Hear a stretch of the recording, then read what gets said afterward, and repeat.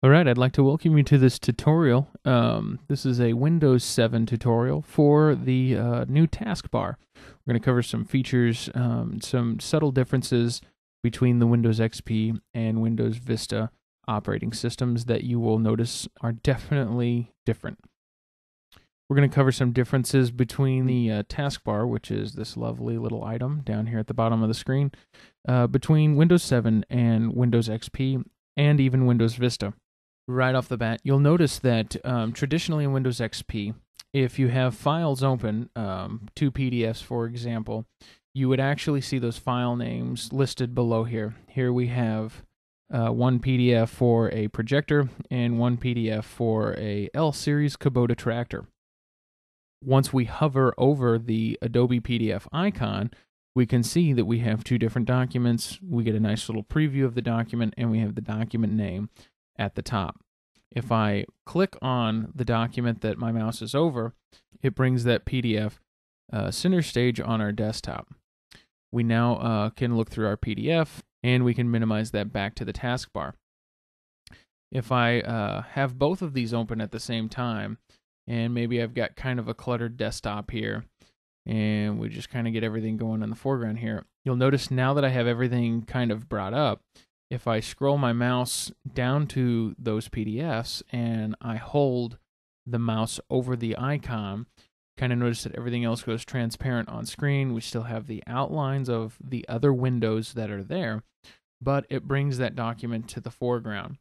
This makes it very easy to navigate in between files without trying to minimize everything on your desktop and make sure that you have your one file selected that you need.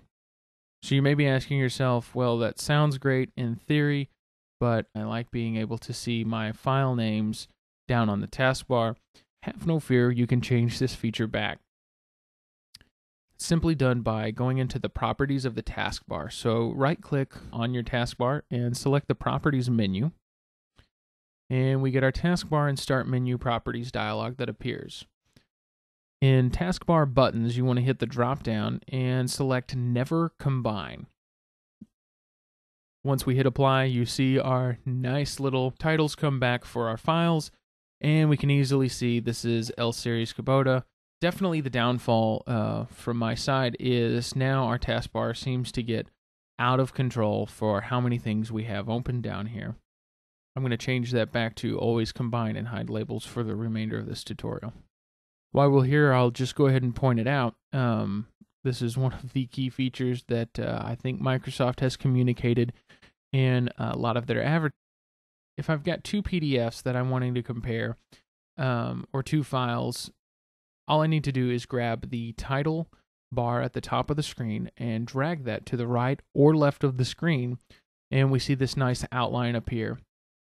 If I let that go, you see that this document takes up one half of the screen. If I do the same, I grab the title bar of the other document, drag it to the opposite side of the screen. I now have a nice comparative view of these two files side by side. All right, so I'll close out of this.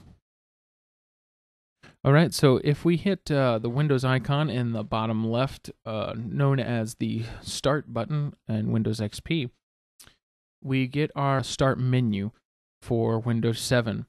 This is similar to XP, very similar to Windows Vista. You can really customize Windows 7 to your needs, to your environment, and to what makes navigating your computer easiest to you. Some of the standard folders that we have here are My Documents, Pictures, My Computer, Control Panel, Devices and Printers, Default Programs, and Help and Support. You'll notice at the bottom here we have Shutdown. This will shut the computer down. And if we hit our arrow to the right, we then can see our other options for we want to switch user, we want to log off the computer, we want to lock the computer, restart, sleep, or put the computer into hibernation. Something that is definitely improved with Windows 7 is the search function. The second that you select the Start button in the lower left-hand corner on the taskbar here, I can type in a particular item that I am looking for. In this example, I need to open the Paint program. So if I type in Paint, it now tells me with the search that I've got programs. I've got two. I've got Paint and Paint.net. I've got a feature in control panel, and I have some songs that have the word paint in it, and I've got files with the word paint in it. So very powerful search right here at your fingertips on the taskbar. If I come to the taskbar and I type in paint and I hit enter, it will automatically open the first function. If I can just key this up here, move through it a little slowly. It's already highlighted at the top, you'll notice, so that when you hit enter, it automatically opens that program for you. Just saves you a mouse click. In the far right over here, you'll notice now that we have clock and date. And if you click that, you can see a larger view of those items. You can change the date and time. You can add additional clocks to show different time zones if you would like to. Along with the clock and date, you have your sound control and your internet connection access.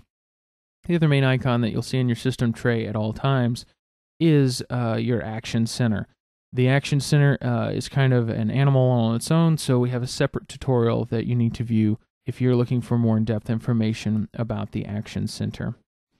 If there are any other system icons that you are used to seeing over here and you do not see them appear on the taskbar, if you hit the icon right here, you'll see that we have hidden icons. This is just kind of a nice feature to keep from cluttering up your system tray, from seeing things that you don't need to see all the time. And of course, you can click Customize, and you can actually select more in-depth behaviors for these icon sets.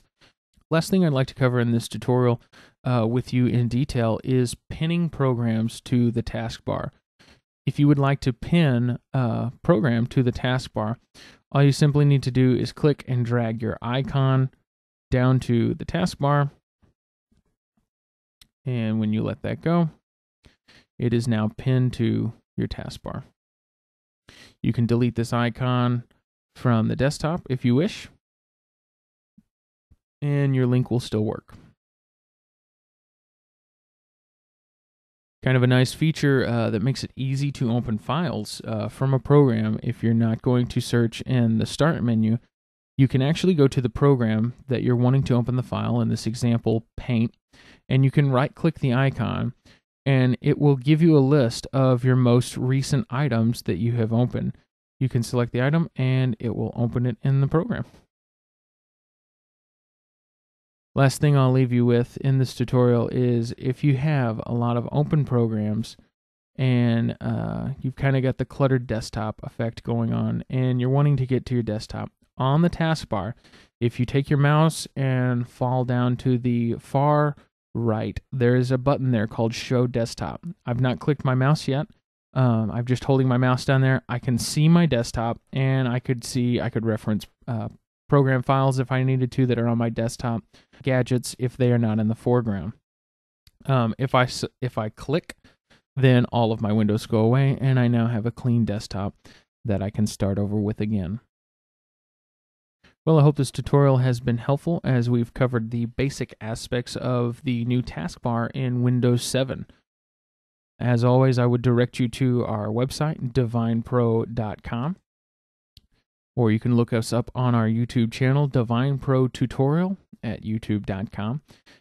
If you have any questions or anything that was not covered in this tutorial, you can feel free to contact us. If you fill out this lovely form on our website, we will definitely be happy to respond to your email.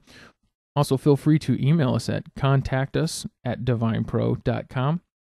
If you have a specific video that you think would be helpful to other users or to yourself as well, you can definitely submit those requests for a tutorial video as well. Well, as always, we always like to make information technology simple at Divine Pro, so I hope that by watching this tutorial you have a better understanding of the new taskbar in Windows 7.